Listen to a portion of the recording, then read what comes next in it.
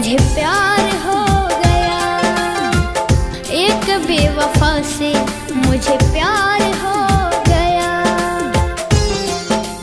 मेरी जिंदगी की राहों में वही तो मशहूर है, कैसे करूं शिकायत मैं, वो भी तो बेकसूर है। हो